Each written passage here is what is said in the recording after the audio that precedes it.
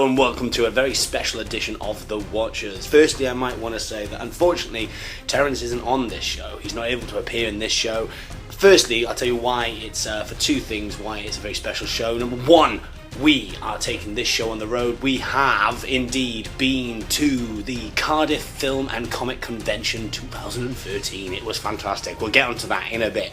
The other great reason why this is a very special show is because it is the first show that will appear Mr. Matthew Ford. Hello. Matthew, as you might be aware, if you do check out the blog rather than just listen to the show, he is a new member of the Watchers, and it's nice to have you here, Matt. Thank you very much. Good to be here. That's good cheesiness. Let's get That's on. good. That was a little bit cheesy, wasn't it? Right. What was your highlight of today? Highlight of today, I'd say the talks. Considering it's £5 to get in, and you've got all these free talks. Lance Henriksen, Robert Englund, Anthony Head. You also have the Star Wars David Prowse there. Kenny Baker. Yep. Well worth it. Definitely worth it. What was really nice, there was the aliens talk, and some of the stuff that came out, we found out that Lance Henriksen... The knife story. Yeah, there was Lance Henriksen shared that the knife story, that the scene in Aliens with the knife, he shared that he actually practiced for a month. He practiced with all different types of knives, and when he flew over to London to film it, he was stopped and nearly arrested in customs when he rolled out an array of knives at custom check-in. Could have been a totally different film. It could be a completely different film, and he actually did break the skin of Bill Paxton's hand. Yes, he did, and he did it hungover when he had to refilm it. That's right, the reshoot. I also like the fact that we found out for him that James Cameron, we all knew this, he's a tyrant and really visceral about his filmmaking. His earliest film, he was banned and told he wasn't allowed to edit the film. To the point where the film in Italy, he broke into the edit suites, edit it at night, and then hoped they didn't notice his cuts in the morning. Nice for you was that Robert Englund was there in Cardiff. And he did a Q&A, and he is a great guy. And because he does slasher films, I think people kind of stereotype that he can't be that intelligent to do these kind of films, but if anything, he's far from it. He's a really articulate guy, and that really came across. It was interesting, he was talking about the Nightmare on Elm Street remake. He was honest, but he wasn't horrible about it. He was just very honest, his opinion, why he wasn't cast, why he didn't think the remake worked, and I thought it was fascinating. Definitely worth going to see him. Yeah, it was really nice. I'm not a horror fan, but it was really cool to see an icon, a horror icon of modern cinema stood on the stage in Cardiff. Because you don't really have many horror icons these days. No. He's one of the last remaining greats, and he is, he's under heavy makeup and prosthetics when he's doing the role, but he's not a man behind a mask. No. He's a recognisable celebrity within the genre. But then finally, the last thing we saw today was a talk with Anthony Stewart Head.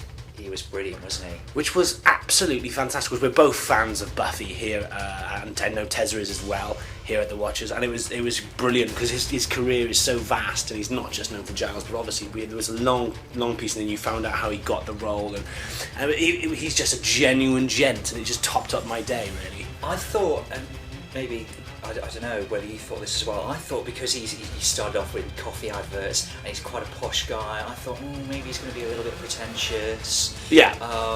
Maybe he's going to really hype himself a bit too much, but he's a really down-to-earth guy, really genuinely nice guy. And he stayed on as well past the 40-minute mark to answer some questions. Right, let's get down to the nitty-gritty. There was a large cast there today that you could meet. You could get autographs, you could get photos taken with. There was people like Brian Blessed, Alice Krieger. There was the evil Kryptonian lady from Superman 2. Don't know the actress's name. She's never done anything else in my book. She was there. There was a load of the dwarfs from The Hobbit were there. I mean, this is all in Cardiff. I still say this, and I'll keep saying this. This is in bloody Cardiff. It was. I didn't have to travel far for this. I'm very impressed for £5. And there was who else was there? There was the cast of Red Dwarf. Yes, Come on, name drop name them. There was who else was there? Lance Henriksen was there. Obviously, who said him? Who else was there? Kai Owen from Torchwood, he was there, local celebrity. There was quite a few people, but there was a lot of people there. And of course, the Hoff, which by the way, we didn't see him.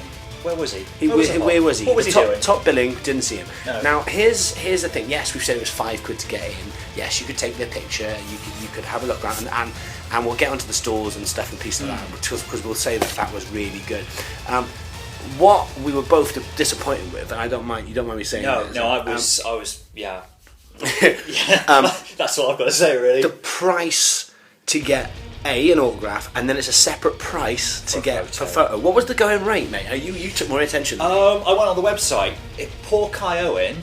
If you want an autograph from him, it was a tenner, and a photo was a tenner. Hasselhoff, £30 for an autograph, £30 if you wanted a photo as well.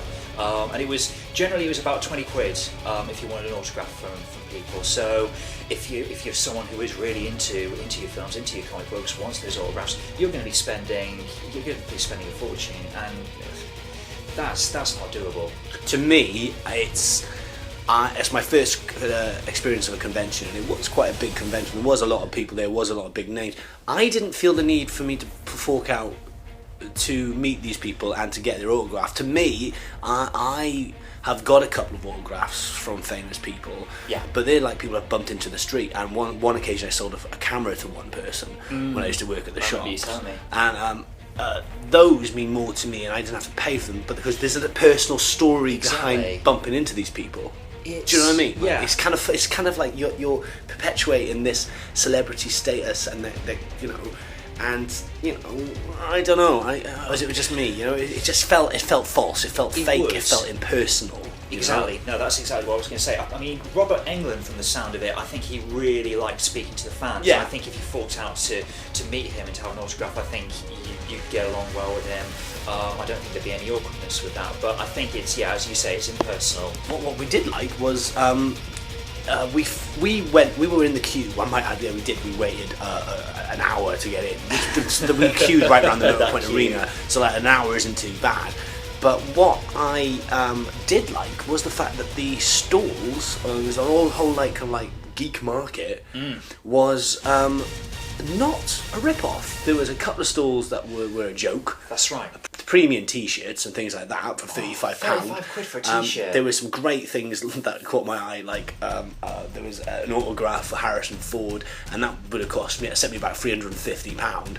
But then there was like gems there, like there was just gems of merchandise that was like it felt like a market stall kind of thing, like 2 for £12 of nice canvas photography of merchandise like that. It was a nice living merchandise you wouldn't get, and there was stuff you wouldn't get in other in any other shops, and it's very specialised, and that was very good for us film fans.